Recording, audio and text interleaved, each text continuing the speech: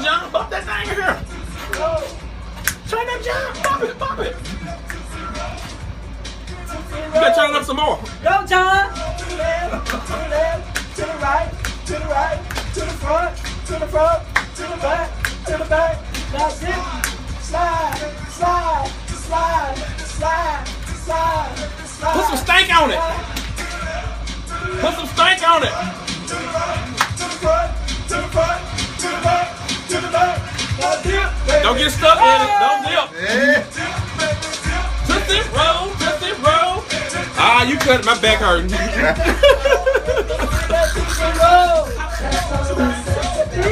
In Memphis, Then you gonna come over, let's talk about sex. I forgot to bring that speaker for the callers. I keep forgetting it. Leave it in my Mark truck. said, you do realize that if the black community within Shelby County and Nashville voted, the state would turn instantly blue. I totally agree. I got people I go to the barbershop with right now who would not vote. Now, Mark, you're right. oh, and Facebook just told us the time to register is ending soon. Really? Yeah. Shout out to Facebook. To register for the election. Yeah. What's the date? It doesn't say. Oh. Yeah, because, gosh, Well, make sure you say it. the election's a month away. Listen. Yeah. I think it's 30 days out, right? You have to be registered 30 days out or something. So. Let me Google I've it. been registered ever since I was 18. I can wait. You didn't want to go to that army, did you?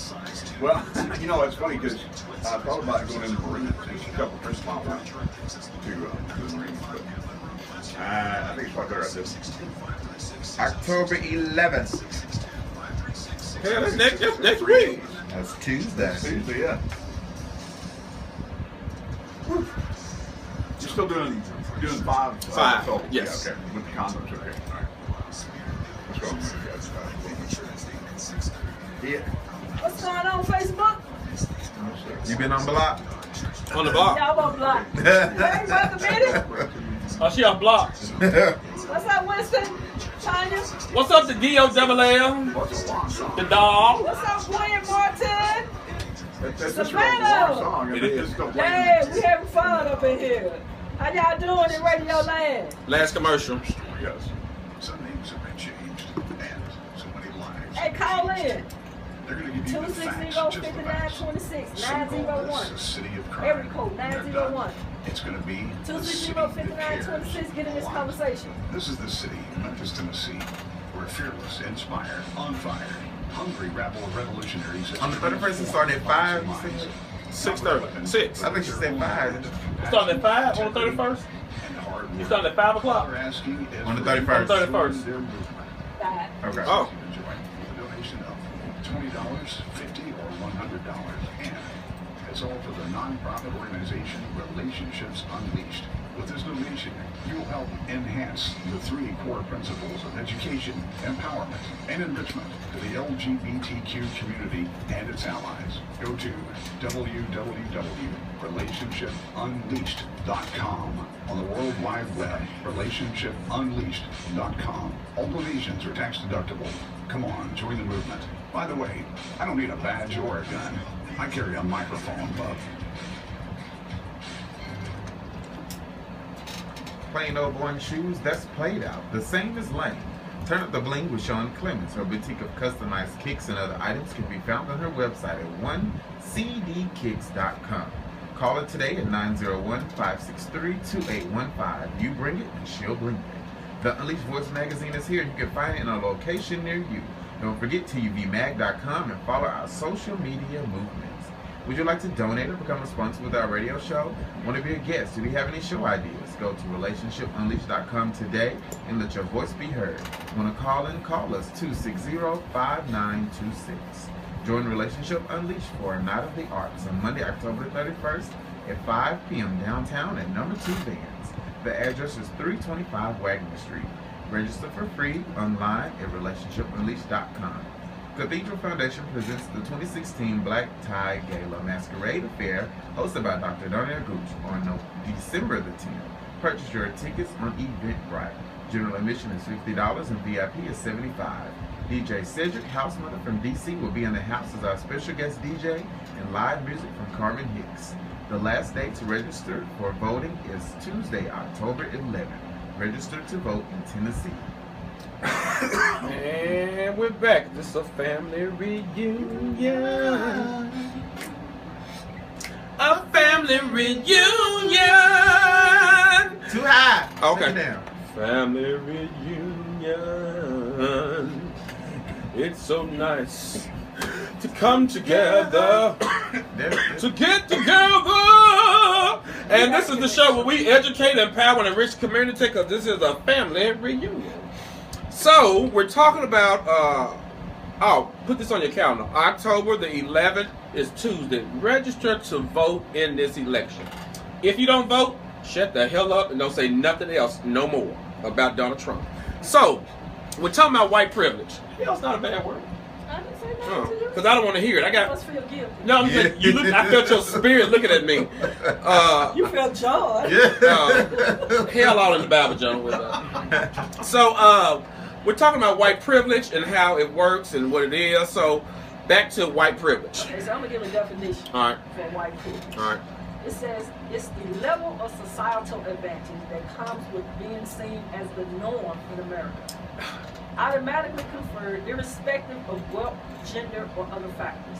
It makes life smoother, but it's sometimes you will barely notice unless it is suddenly taken away, or unless you never applied it to you in the first place. That's it. You said you'll barely notice. You want prime example once again. We can use. I talk about black people. Let's talk about black people. Let's talk about black people. Come on. Let's talk about black people in church. Okay. In the black church, men have privilege. Women do not have privilege. The black preachers and pastors, even though women fill up the church, probably 75% of the congregants, the black preachers, males, have male privilege because they don't allow women to preach in the pulpit or become pastors of the church. They don't recognize them. They don't celebrate them. They're not looked upon as equal. So you don't recognize their privilege until another woman is put on a pedestal higher than the black men in the church. I agree. So right there. I agree. Yeah. So that's white privilege and that's black privilege at its best. But like one of our listeners said, if black people in this state of Tennessee and abroad would vote, Tennessee would turn into a blue state and some of the more of these southern states would turn into a blue state. But we have to vote. We say it doesn't mean anything, it means a lot. Okay, so, well, all things being fair. All right. Okay? Mm-hmm. Isn't that the attitude of most people when they get in power? To what? Or the advantage? To feel privileged, to feel like they are entitled, that they can do certain things and get away with it. You see that happen a lot with rich people. You get a car and you won't give somebody a ride. All of a sudden now, you got your, So, is that not a normal trait of people to always feel like they have an edge up on other people? You start making a lot of money, then all of a sudden you snub your nose at people. You think that you're more than everybody else.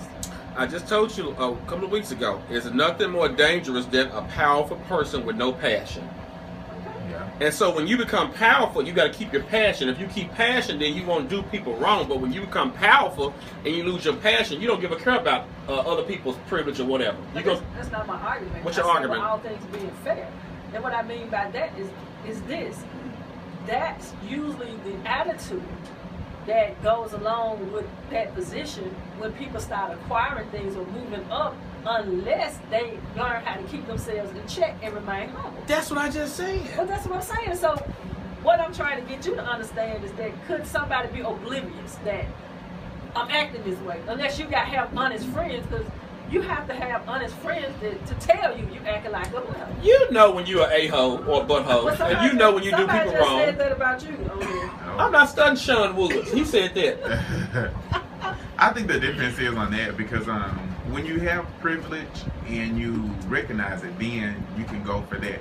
But when you have like power, it's different because I feel like you can lose power. You don't lose power, but you lose your credibility. Is power and privilege, can they be in the same arena? Absolutely. Yeah.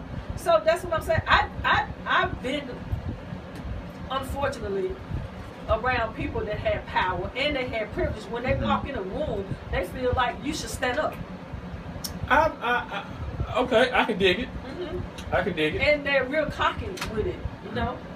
Yeah. I can dig it. But this is the thing right here. They don't realize. But they're not white though, they're black. I can dig it. But they don't realize when you get your power and you are privileged, if you stay humble and passionate, the people will respect you even more. You don't have to tell them to get up and stand up. They'll stand up for you because they respect you. But what if you've been raised like that all your life? You turn it to Donald Trump. Yeah, right.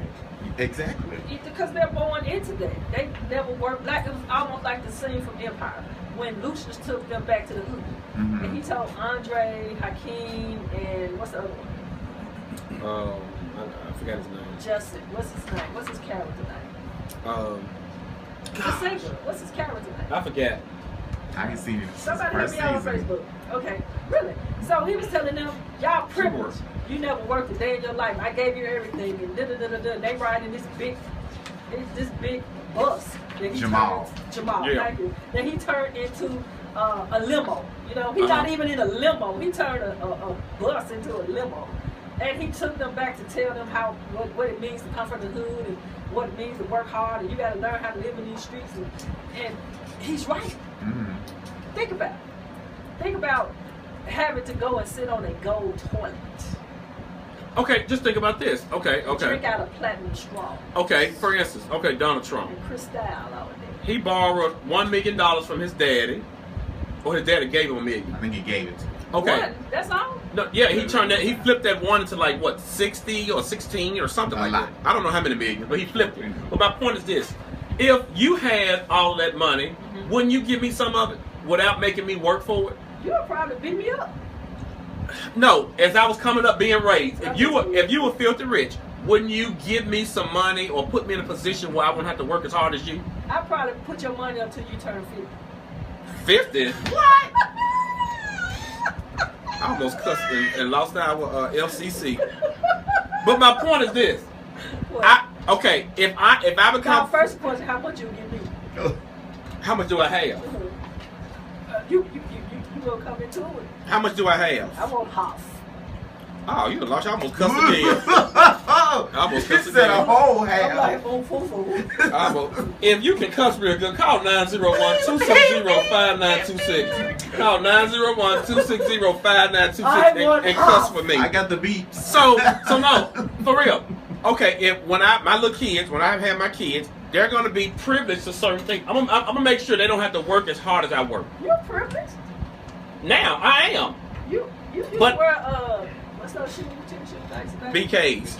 But I try not to take advantage of my privilege. Now I try to treat everyone equal with respect and dignity, and I try not to take advantage of nothing or anything I'm privileged to right now.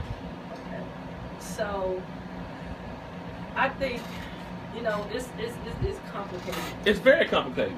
And I believe that this also is the desperation of the wealthy and the privileged. They do not want the common man to become their equal. So this way they make sure that they keep their position, because if you go back in history, Mr. Historian, at one time black people were kings and I agree. rulers. I agree.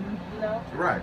And built massive structures and temples. We built the pyramids. And had slaves. Yeah. Yeah. So we were rulers and we were privileged. And it's just like the pendulum has swung, and now people are waking up to their supposed to be their right, their rightful place. And it's like a fight now for who's going to be supreme being. Well, in the words of Brother Malcolm X, the chickens have come home to roost. Because America, she has a lot of blood on her hands. This stuff goes way back. We'll go back to the man who wrote the national anthem. I was looking him up downstairs, Francis Scott Key. And him, Thomas Jefferson, all those Goonies, they had a thing called American Colonization Society, where they shipped black folks back to Africa.